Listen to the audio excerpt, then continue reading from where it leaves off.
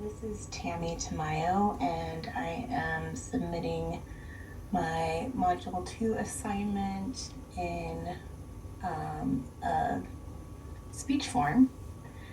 And yeah, so my thesis is applying the cultural and comparative approaches to myths allow a better understanding of why myths came to represent significance and meaning in their culture. And I think that whether or not we look at ancient myths or modern myths, we can, by using these methods, detect underlying importance connected to these different societies.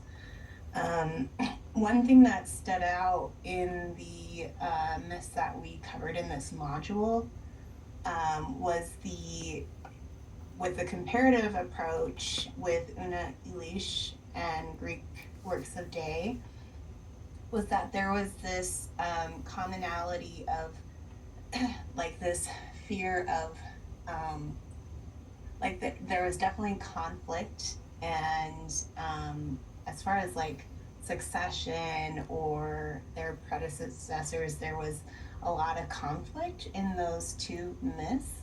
And thinking about it a little bit more and trying to understand where this comes from these two different cultures, um, I kind of deduced that um, basically there in some cultures there's a very clear line of succession. For example, in the modern monarchy in England, for example, when Queen Elizabeth passed away just recently, there was a very clear plan for her son King Charles to take over the throne, and there wasn't really any debate about it. And of course, we're talking about modern monarchy, but even in the past with European monarchy, because um, I think territories were very defined in Europe, there wasn't as much question about who would take over. I think in this part of the world, there was a lot of territorial domain, like it wasn't very clear, and so I can see how this conflict would um, kind of give these people um, like almost this right to kind of take what's yours or allow the strongest to prevail. And so I kind of feel like that has some kind of connection that allows us to understand why these myths would exist in that part of the world. So that's just one example of that. Another um, aspect of this is so I that trying to understand ancient mythology in a modern time in a modern setting is difficult, and that's why it's important that we understand cultural and comparative approaches with myths. And that was uh, talked about a lot in this module as well. Um, However, with modern mythology, it still applies, to understand cultural and comparative approaches. Um, in my last essay, I talked a lot about Japanese mythology, modern and kind of more ancient mythology, and with Japanese culture, a lot of the stories and the mythology exists around like demons and humans and that kind of conflict and that they coexist. And I can see how that um, really reflects a lot about um, the Japanese culture. Like, um, I guess I'll just insert the source that I uh, researched here now.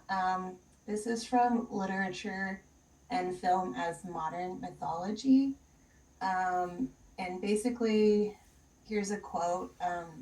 By comparing the various versions, we can see what each culture advocates, and to some extent, by comparing it to what is happening in the world today, know why. Every culture has its heroes and its villains, and those heroes become the living model for the myths the culture will inevitably produce, while its villains will tell us what the society sees as evil. So this points to what I was saying about um, the Japanese, um, even modern mythology depicting demons. Um, I guess in a way, Japanese people see not necessarily people as evil, but demons and monsters as kind of the source of evil. And this is kind of um, depicted differently in Western society. For example, here in America, where superheroes are always fighting villains, and that really goes to show that in our Western culture, we view um, evil people as evil. So it's just an interesting way to kind of compare those two and to more deeply understand where that comes from in our culture. Um, yeah, and just kind of going back to the more ancient uh, mythologies that we were studying. Um, for example, in Una Elish and the Greek works of Day. Um, yeah, again, understanding that the cultures in that area of the world, um, because Una Elish and the Greek works of Day represent a lot more violence.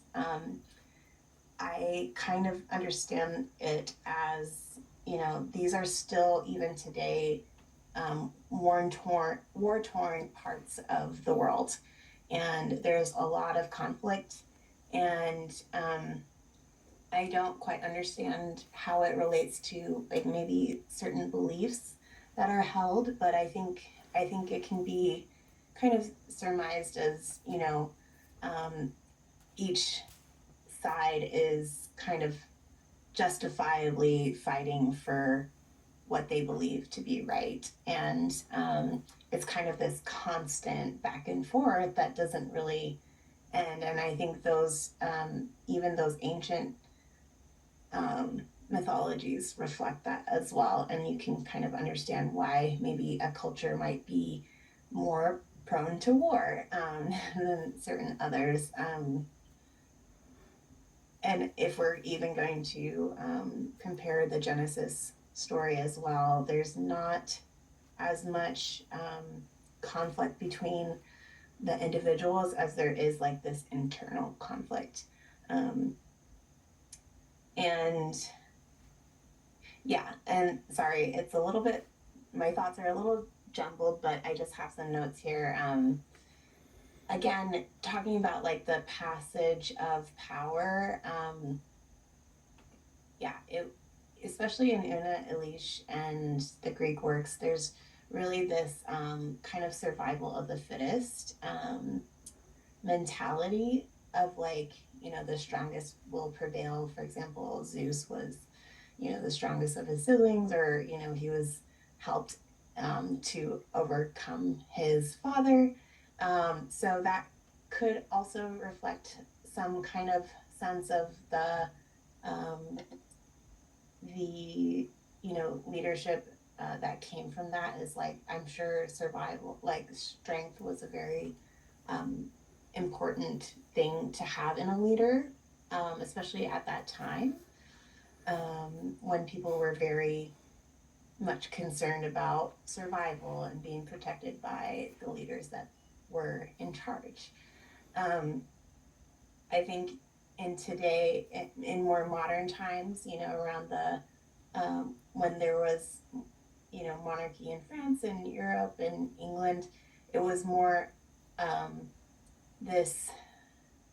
Actually, this can be kind of traced back to the Genesis story that you know Adam and Eve were created by God, and in some sense, kings were ordained by God.